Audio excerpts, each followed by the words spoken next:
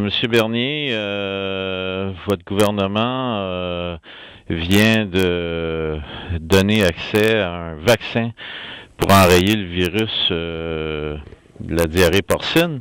Maintenant, Monsieur Bernier, l'innocuité puis l'efficacité de ce vaccin-là, il n'y a aucun vaccin qui a été montré efficace jusqu'à maintenant. Les Chinois, ça fait des années qu'ils travaillent pour en mettre un au point, ils n'ont jamais réussi. Coudon, prenez-vous les producteurs de porc pour des valises? C'est votre question? Ouais.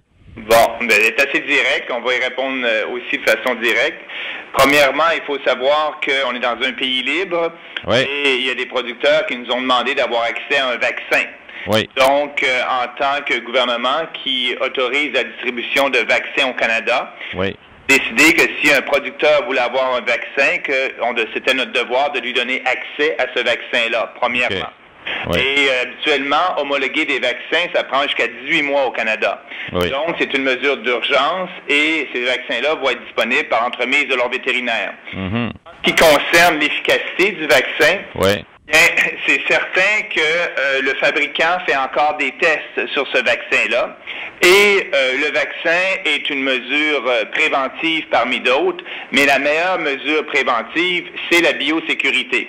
Et l'ensemble des intervenants de l'industrie sont responsables pour s'assurer que les normes de biosécurité soient respectées et surtout à la ferme et dans tout l'entourage aussi. Quand des transporteurs, je parle des abattoirs et tout ça, c'est ces mesures-là. Et si jamais il y a une ferme qui est affectée, bien le vaccin peut être disponible et on attend encore le résultat de tests finaux par le fabricant sur l'efficacité du vaccin. Oui. Ben justement, vous le dites là que la meilleure mesure de bio, ça reste les mesures de biosécurité. Le milieu vétérinaire ici a demandé à votre gouvernement, entre autres, là, d'accroître les mesures de contrôle à la frontière. Pourquoi vous avez rien fait? Dormez-vous à Ottawa ou qu'est-ce qui vous empêche là d'instaurer des mesures à la frontière pour obliger que les camions soient lavés? Bien, premièrement, on a été actifs et je dirais même proactifs. Il faut savoir que les porcs importés à des fins d'abattage qui proviennent des États-Unis doivent avoir premièrement le certificat sanitaire et aussi, il faut bien dire que ce virus-là n'est pas une maladie à déclaration obligatoire, ça. Et malgré que c'est pas une maladie à déclaration obligatoire, il y a des mesures de biosécurité qui sont prises. Et ce qu'il faut dire aussi, c'est que après l'importation, les porcs producteurs sont gardés dans une installation de quarantaine pendant 30 jours. Il y a plusieurs exigences comme ça qu'on fait en sorte de suivre et d'appliquer et de s'assurer aussi que l'industrie les applique. Moi, je suis très fier de ce que les fonctionnaires de l'agriculture ont fait et surtout ceux de l'inspection des aliments.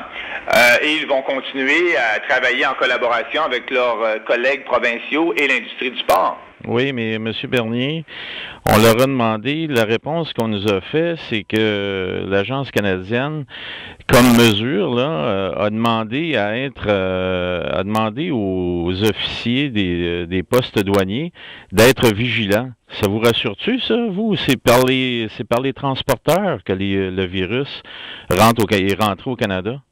Oui, ben c'est ça qu'on dit aux gens. Il faut premièrement, comme vous le savez, que les camions soient lavés, soient désinfectés, soient séchés.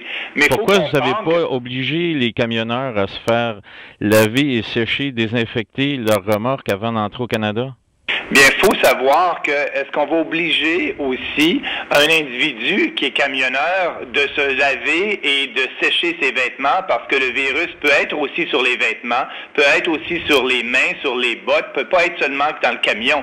Donc, c'est pour ça que c'est un virus qui se propage, qui est rendu en Amérique du Nord, qui est rendu aux États-Unis maintenant, qui était en Chine au début, qui se propage facilement parce qu'il peut être transporté sur les humains. Donc, on met en pleine application les mesures qu'on doit appliquer. On ne peut pas obliger les camionneurs à prendre une douche et laver leurs vêtements lorsqu'ils arrivent des États-Unis.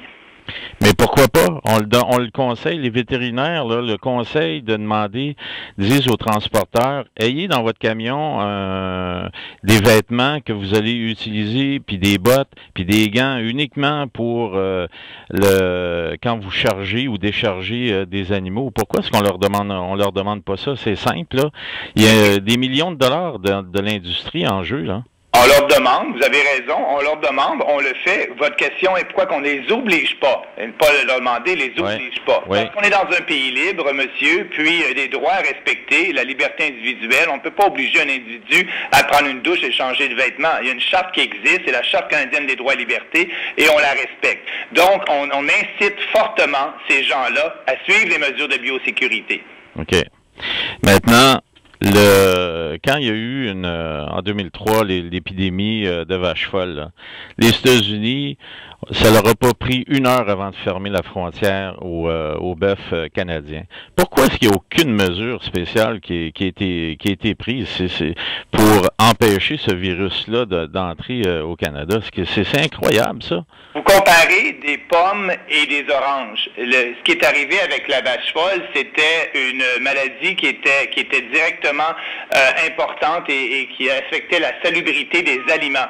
Tandis qu'ici, ce n'est pas du tout la même chose. La santé humaine n'est pas en danger, mais pour la vache folle, la santé humaine était en danger. On ne peut pas comparer les deux. Et à l'époque, la vache folle, c'est une maladie à déclaration obligatoire. Ici, on fait affaire à une maladie qui n'est pas à déclaration obligatoire. Elle n'affecte pas la santé humaine et elle n'affecte pas la salubrité des aliments aussi. C'est deux choses. Ça, vous avez raison là-dessus. Les comparaisons sont toujours, disons, difficiles. Mais même si la santé humaine n'est pas compromise, c'est toute la santé de l'industrie porcine au Canada là, qui est menacée par ça, là. Ben oui, c'est pour ça qu'on agit de façon responsable et on agit rapidement et on demande à tous les intervenants de l'industrie d'agir avec nous et c'est ce qu'ils font. Il y a plusieurs tests qui ont été faits aujourd'hui. Il y a plus de 300 tests qui ont été faits dans des remorques de livraison. Dans les aires de réception d'abattoirs, 45 tests qui ont été faits. Dans les encans et les centres de rassemblement, il y a 18 tests qui ont été faits. Donc, on prend ça au sérieux. Il y a des tests qui sont faits et puis c'est ce qu'il faut faire. Puis je peux vous dire que le gouvernement du Canada travaille en étroite collaboration avec l'équipe québécoise de santé porcine. Et moi, à ce jour, on est heureux de constater que le virus n'a pas été détecté au sein de troupeaux québécois. Là-dessus, je dois vous laisser parce qu'à 10h moins quart, j'ai un meeting qui s'en vient. Une dernière question.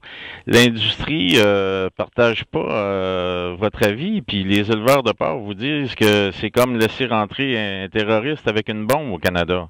Pourquoi vous avez pas des mesures obligatoires? Bien, je peux vous dire que moi, j'ai rencontré les Beaucerons et je peux vous dire qu'en tant que député de Beauce, l'industrie du porc, c'est important. Oui. En Beauce, j'ai plusieurs producteurs de porc et ce n'est pas ça qu'ils me disent. Ils sont très satisfaits des mesures qu'on prend, sont très satisfaits d'avoir accès à un vaccin. Je peux vous dire que j'ai parlé récemment à M. Boissonneau et il est satisfait de ce qu'on fait comme mesure. Donc, c'est un peu... je ne commenterai pas les propos de M. Boissonneau dans votre journal, mais la conversation que j'ai eue avec lui ce matin, il était très satisfait de la collaboration du gouvernement du Canada. D'accord. Merci. Monsieur Bernier, au revoir, merci.